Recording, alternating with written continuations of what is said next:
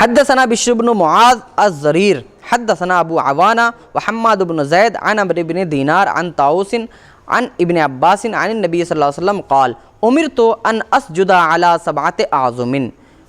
نبی کریم صلی اللہ علیہ وسلم سے مروی ہے، ابن عباس روایت کرتے ہیں، فرمایا نبی کریم نے کہ مجھے حکم دیا گیا ہے کہ میں 7 ہڈیوں پر سجدہ کروں۔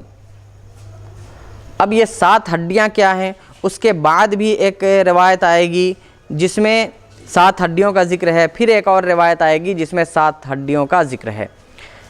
اس باب السجود میں یہی کہنا ہے کہ سجدہ کیسے کیا جائے۔ تو پہلے سجدے کی تعریف بتائیں۔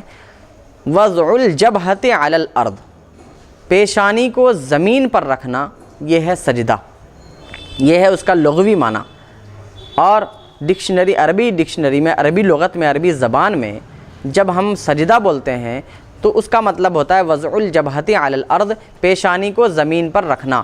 لیکن جب شریعت کی بات آتی ہے تو سجدہ کیسے کیا جائے، تو اس کا مطلب یہ ہے کہ 7 ہڈیوں پر سجدہ کیا جائے، اور وہ 7 ہڈیاں ہیں پاؤں کی کم سے کم 1 انگلی، تو دونوں پاؤں ملا کر 2 انگلیاں، تو 2 ہڈی، پھر اس کے بعد 2 گھٹنے 4، 2 ہاتھ، یہ جو 2 ہاتھ کی ہتھیلیاں ہیں یہ 6، اور اس کے بعد پیشانی اور ناک، ان دونوں کو ملا کر 1 ہڈی شمار کیا گیا ہے۔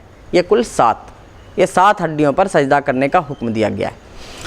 اب اگر کوئی شخص صرف پیشانی پر سجدہ کرے اور ناک نہ لگائے، یا ناک پر سجدہ کرے پیشانی نہ لگائے، سنت کے خلاف ہوگا، لیکن اس کا سجدہ ادا ہو جائے گا۔